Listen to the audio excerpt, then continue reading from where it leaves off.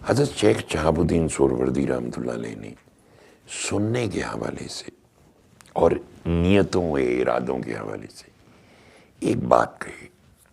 آپ نے فرمایا ایک شخص نے مٹھی میں بیج لیے اور وہ گھر سے چلا کھیت میں ڈالنے کے لیے بیج، تو چند بیج گر گئے راستے میں، پرندے آئے، انہوں نے اچکا اور کھا کے نکل گئے. جب سفر میں تھا تو ایک جگہ پتھر تھے، مٹی تھی، نمی تھی، کچھ بیج وہاں گر گئے. وہ بیج نمی کی وجہ سے انہوں نے بنیاد پکڑی، وہ نکلا پودا، لیکن چونکہ آگے پتھر تھے تو وہ فردر گرو نہیں کر سکا، جل گیا. پھر تھوڑا سا آگے گیا تو مٹی نرم اور ملی، لیکن اس میں کانٹے تھے، وہاں بھی بیج گر گئے. وہ نکلے، وہ بھی نکلے، لیکن کانٹوں نے اس نکلنے والے سارے جو پودے تھے ان کو کھا لیا اور وہ گرو نہیں کر سکے. فائنلی اس نے جا کے ایک زمین کے اندر وہ بیج پھینکا جو بالکل فرٹائل تھی اور صاف تھی، تو اس میں فصل خوب ہوگی. اب یہ انہوں نے بات سنائی. اب انہوں نے دوبارہ اس کی مثال لی کہ وہ جو بیج لے کے نکلا اور راستے میں گرے اور پرندوں نے اچک لیا، یہ اس شخص کی مثال ہے کہ جو اللہ کی بات سننا ہی نہیں چاہتا، اللہ کا کلام سننا ہی نہیں چاہتا. اگر فورسفلی اس کو سنا بھی دیا جائے تو جو امپیکٹ اس کے اندر اس سے داخل ہوتا ہے، شیطان فوراً اس کو محو کر دیتا ہے. اب دوسری جگہ پتھر میں جہاں گرے، میں نے کہا یہ شخص سننا چاہتا تھا لیکن اس کا ارادہ پھیلانے کا نہیں تھا. سو اس نے سنا، اس کے اثرات آئے، لیکن چونکہ آگے اس اللہ کی بات کو پھیلانا نہیں چاہتا تھا تو وہ اس کا اثر ختم ہو گیا. تیسرا جہاں کانٹے تھے، جہاں وہ پودے نکلے، فصل نکلی اور وہ پھر کانٹوں نے کھا لیا.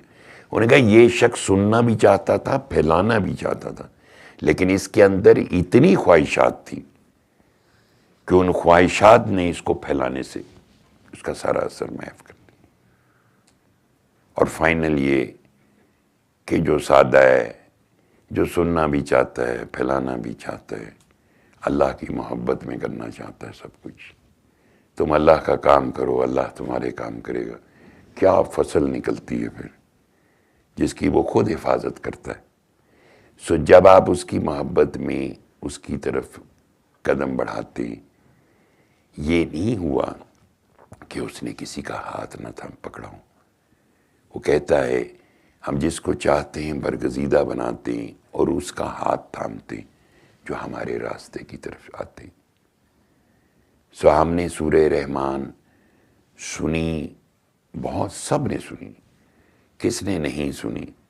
اچھا جی، چونکہ ہمیں اس وقت ضرورت ہوتی ہے، ہماری مجبوری ہوتی ہے، اس کی چند شرائط بنیادی پتہ ہونی چاہیے کہ بس آنکھیں بند کروں. لیکن جو لذت ہوتی ہے کسی بھی چیز کی، اگر اس کا علم ادراک ہو جائے آپ کو کہ یار اس کی لذت کتنی شاندار ہے. مثلاً اللہ کا کلام سننے کی لذت اور کھانا کھانے کی لذت، بس آپ کو کھانے میں ذائقہ محسوس ہو رہا ہے چونکہ آپ بڑا فوکس ہو کے کھا رہے ہو اور بڑا اپنی پسند کا کھا رہے ہو، اور وہ جو پسند ہے وہ آپ کے لیے اللہ نے ہی پرووائڈ کی ہے. ہر چیز آپ نے صرف اسمبل کی ہے، سب کچھ پیدا اللہ نے کیا ہے اس کو، سب چیزوں کو. اور یہ کلام جو اللہ کا کلام ہے اور یہ اس کا سبجیکٹ انسان ہے بنیادی طور پہ. جب انسان اس کا سبجیکٹ ہے تو اس کا مطلب یہ ہے کہ جب موضوع انسان ہو جائے تو یہ ہر انڈیویجول سے بات کر رہا ہے. اس کی لذت انڈیویجول کے لیول پہ اور کلیکٹیو لیول سب پہ، سب کے لیے، ہر ایک کے لیے، ہدی للناس، تمام انسانیت کے لیے. لیکن کب یہ لذت ہو؟ جب ہمیں اللہ کے آگے پیش ہونے کا کوئی دستور سکھا دے، طریقہ سکھا دے. کیونکہ جب بھی اللہ کا دوست آتے ہیں they are very beautiful people, کیونکہ برگزیدہ ہوتے ہیں اللہ کے، اور وہ ایک پروسیس سے فنا اور پھر بقا. انہیں اس دنیا کی مصائب و آفات سے باخبر ہوتے ہیں. ہم باخبر نہ تھے، اس لیے مردہ دل تھے. وہ باخبر تھے، تبھی انہوں نے پوائنٹ آؤٹ کیا کہ تم مردہ دل ہو، تم اس کی آفت سے نہیں باخبر، تمہیں صرف یہ دنیا نظر آتی ہے عارضی، یہ تم سے چھن جائے گی ایک نہ ایک دن. تو جب تم ہمارے پاس آؤ گے تو کیا لے کے آؤ گے بتاؤ؟ یعنی سننا، کس کی بات سنی جائے؟ اگر میرے دل میں نفس کی خواہشات بہت زیادہ ہیں اور میں خواہشات کے سبب شیطان اس کو داخل ہوتا ہے اور اس کو سنوارنے کا عمل شروع کر دیتا ہے، تو میں کس کی بات، کس کا مستمع ہوں؟ ابلیس کا، اس کی بات سن رہا ہوں نا. سننی تو میں نے اللہ کی بات تھی. اب اللہ کیا فرما رہے ہیں؟